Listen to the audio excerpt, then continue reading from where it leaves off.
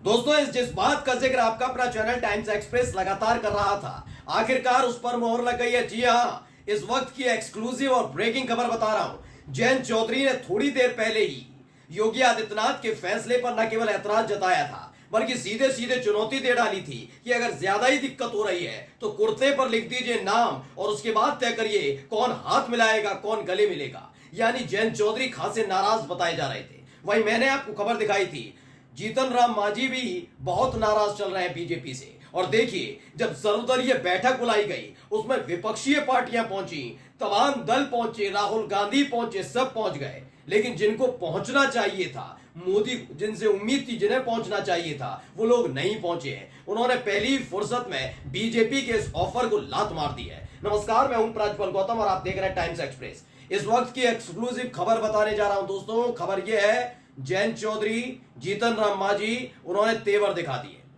दरअसल एक सर्वदलीय बैठक बुलाई गई थी। ये बैठक बुलाई गई थी, इसमें तमाम मुद्दों पर बातचीत होनी थी। कुछ मुद्दे उठे भी, जिसमें से पहला तो ये था कि कांवड़ यात्रा के दौरान ये योगी सरकार ने, खासकर बीजेपी की सरकार है, उसने जो फैसला लिया वो गलत है। नीट पेपर को लेकर जो पूरा खेल निकल कर सामने आ रहा है, इससे पहले आपको मालूम होगा तमाम और परीक्षाओं को लेकर मुद्दा उठा था, लेकिन इस बार नीट को लेकर जो परीक्षा का मुद्दा उठा कि एक ही सेंटर के 70% से ज्यादा लोग पास हो गए, वहां के अभ्यर्थी पास हो जाते हैं वहां एक ही सेंटर पर, उसको लेकर मुद्दा उठाया। यानी विपक्ष ने पूरी तरीके से मुद्दा उठाया, लेकिन आंखें तलाश रही थी मोदी जी की कि क्या मेरे सारे सहयोगी आए हैं। पहले नहीं तलाशती थी, क्योंकि पहले 303 अपने खुद के सांसद थे, लेकिन इन्हें अब डर लगा रहता है कि मेरा कौन सा सांसद गायब हो गया, कौन सा साथी गायब हो गया। और देखिए, मोदी जी बेचैन नजर आए होंगे, क्योंकि उस सर्वदलीय बैठक में किसी भी कीमत पर नहीं पहुंचे जयंत चौधरी, नहीं पहुंचे इनके साथ जीतन राम मांझी। खबर देखिए, न्यूज 24 ने खबर छापी है और क्या लिखा, सर्वदलीय बैठक में नहीं पहुंचे मांझी और जयंत। ये न्यूज 24 की खबर है। सर्वदलीय बैठक हुई, संसद सत्र से पहले सर्वदलीय बैठक आयोजित हुई है। ये संसद सत्र क्यों जरूरी है वो भी बताने जा रहा हूं आपको। केंद्रीय संसदीय कार्य मंत्री किरण रिजिजू ने बैठक ली है। लगभग सभी राजनीतिक दलों के नेता बैठक में पहुंचे, लेकिन सर्वदलीय बैठक में नहीं पहुंचे मांझी और जयंत। ये न्यूज 24 की खबर है। यानी सीधे सीधे खुल्लम खुल्ला क्यों संसदीय सत्र से पहले ये सर्वदलीय बैठक जरूरी है। परंपरा तो है, आप कह देंगे परंपरा है भाई, हजार होती है, चाहे कांग्रेस की सरकार रही हो, यूपीए की रही हो, एनडीए की रही हो, 10 साल प्रधानमंत्री रहे इससे पहले, तब भी हर बार सर्वदलीय बैठक बुलाई गई, ऐसा कोई बहुत बड़ी बात नहीं है। लेकिन इस सर्वदलीय बैठक में जो खास बात यह है कि इस बार मजबूत सरकार नहीं है, मजबूर सरकार है। वो भी तब जब संसदीय दल की बैठक और ज्यादा जरूरी तब हो जाती है जब इसी के बाद इसी संसद सत्र में डिप्टी स्पीकर का पद और दूसरा क्या है, फ्लोर टेस्ट होगा। ये दो चीजें महत्वपूर्ण हैं। फ्लोर टेस्ट से पहले जिनसे उम्मीद थी कि साथ छोड़ जाएंगे वो तो आ गए बैठक में, लेकिन उन्होंने भी गीदड़ भक्की दिया है, कहा जाए उन्होंने भी चुनौती दे डाली है। लेकिन जिनसे उम्मीद नहीं थी कि साथ छोड़ पाएंगे, उन्होंने साथ छोड़ दिया है। मैं बात कर रहा हूं टीडीपी की, मैं बात कर रहा हूं जनता दल यूनाइटेड की। लग रहा था कि ये दोनों अपनी मांगों को लेकर हो सकता है सर्वदलीय बैठक का बहिष्कार कर दें, ना आए, लेकिन जेडीयू की तरफ से भी आए, टीडीपी की तरफ से भी आए और दोनों ने पुरजोर प्रेशर बना दिया है। प्रेशर किस बात का, बिहार को विशेष राज्य का दर्जा दिया जाए, इस बात को लेकर सर्वदलीय बैठक में बात उठा दी है। यानी संदेश किरण रिजिजू के जरिए मोदी शाह को पहुंचा दिया गया है कि इस बार की जो संसद सत्र चलने जा रहा है, इस बार ये परेशान मत होना कि राहुल गांधी सामने है, अखिलेश यादव सामने है, ममता बनर्जी की पार्टी से महुआ मोइत्रा सामने है, इधर वो सामने है, एआईएमआईएम सामने है, चंद्रशेखर सामने है, इनकी बात मत करना। इस बार हम खुद भी सामने खड़े होकर अपने राज्य के लिए डिमांड न केवल करेंगे, बल्कि हो सकता है जब डिप्टी स्पीकर के पद के लिए या फ्लोर टेस्ट के लिए वोटिंग हो रही हो, उसी समय कच्चा दे दें। इसीलिए संसद सत्र की शुरुआत से पहले ही समझ लीजिए, सोचिए क्या होने जा रहा है। कल बजट सत्र है, बजट सत्र से फौरन पहले यानी कि 24 घंटे पहले ही जनता दल यूनाइटेड और टीडीपी ने तो झटका दिया ही दिया, उनके दो सहयोगियों ने भी कच्चा दे दिया है। यह आज की बहुत बड़ी खबर है। खबर देखिए, मॉनसून सत्र से पहले एनडीए में खटपट, रिजिजू की बैठक में नहीं पहुंचे मांझी और जयंत चौधरी।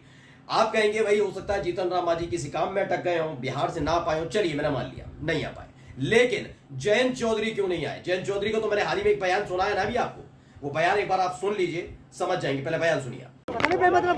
और जो कावड़ लेके जाते हैं उनकी सेवा में सभी लोग लगते हैं। ना तो कावड़ लेके जाने वाला व्यक्ति कोई पहचान करता है, जो सेवादार है उनकी वो एक आशीर्वाद की तरह वो प्राप्त करते हैं, ग्रहण करते हैं और आगे चलते हैं अपने काम। कोई इस हिसाब से जाति या धर्म के पहचान करके सेवा नहीं लेता और ना ही इस मामले को धर्म जाति से जोड़ा जाना चाहिए। सब प्रतिष्ठान अपना नाम लिखें। अब एक मालिक कोई और हो सकता है, ब्रांड कुछ और हो सकता है। मैकडॉनल्ड्स क्या लिखेगा, खतौली में बर्गर किंग क्या लिखेगा? पुराने ब्रांड हैं, किसी के नाम हो सकते हैं, एक मालिक नहीं कई मालिक हो सकते हैं, तो कंपनी के नाम हो सकता है। आप तो सहयोगी दल हो, तो आपने उनके नेताओं को इस बारे में मुझे लगता है ज्यादा समझ के फैसला नहीं लिया, फैसला ले लिया तब उस पर टिक रहे हैं। ये वापस होना चाहिए। कभी ऐसा हो जाता है, सरकार वापस होना चाहिए।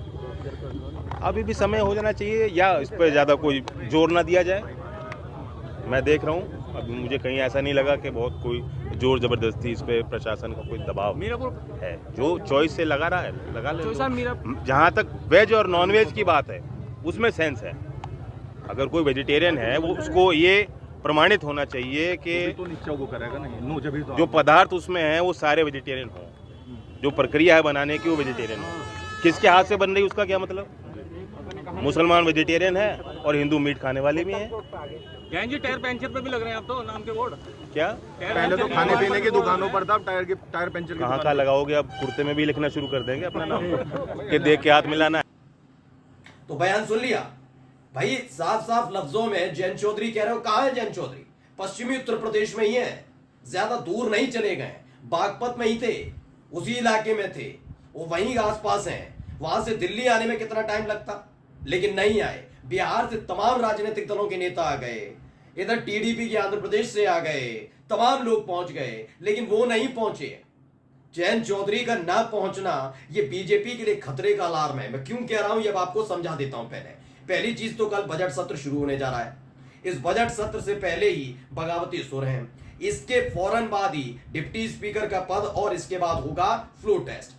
यानी अगर ये साथी जिन पर पूरा भरोसा था, जिनके होने ना होने से ज्यादा फर्क शायद मोदी सरकार को ना पड़े, लेकिन अगर वही आके दिखाएंगे तो क्या होगा? आगे खबर क्या पड़ी है? संसद में मानसून सत्र के पहले रविवार 21 जुलाई को सर्वदलीय बैठक हुई। संसदीय कार्य मंत्री किरण रिजिजू द्वारा बुलाई गई इस मीटिंग में रक्षा मंत्री राजनाथ सिंह और बीजेपी अध्यक्ष जेपी नड्डा के साथ ही पक्ष विपक्ष के कई नेता शामिल हुए। हालांकि सत्ताधारी गठबंधन एनडीए के दो बड़े नेताओं ने इस मीटिंग से दूरी बनाई है, जिसे लेकर अब तमाम तरह की अटकलें लगाई जा रही हैं। मैंने बताया ना, आप समझिए इस चीज को। जीतन राम मांझी को लेकर बहुत तरह की पूरी तरह से आश्वस्त थे। मोदी जी को लगा था एक सांसद, उस एक सांसद में भी हमने उन्हें कैबिनेट मंत्री बनाया, हाँ विभाग दे दिया, जिसे लेकर उन्होंने माथा पीट लिया तो क्या हुआ। लेकिन जीतन राम मांझी का हाल ही में एक बयान आ गया था, वो नीतीश कुमार को लेकर ज्यादा आश्वस्त नहीं, और कहा जा रहा है नीतीश कुमार से ज्यादा वो बीजेपी पर भरोसा नहीं कर पा रहे।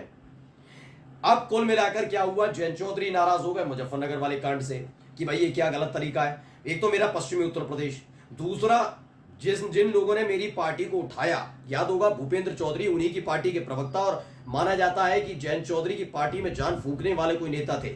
अलग अलग पार्टियों से तोड़कर नेताओं को लाने का काम भूपेंद्र चौधरी नहीं किया था, उनके दो दोस्त भी माने गए।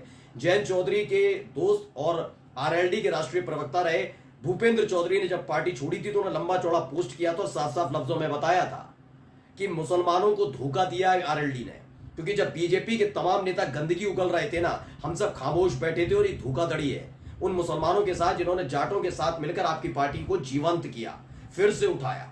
अब ये जैन चौधरी समझ गए हैं कि जो एक तो पश्चिमी उत्तर प्रदेश का मसला, मुसलमानों से जुड़ा हुआ मसला, बीजेपी को जरूरत पड़े ना पड़े लेकिन आरएलडी को जरूरत मुसलमानों की पड़ेगी, इसलिए उन्होंने आगे आकर मोर्चा खोल दिया। बयान मैंने आपको सुनाई दिया। मांझी जैन शामिल नहीं हुए, ये खबर लिखी है इन खबर नहीं।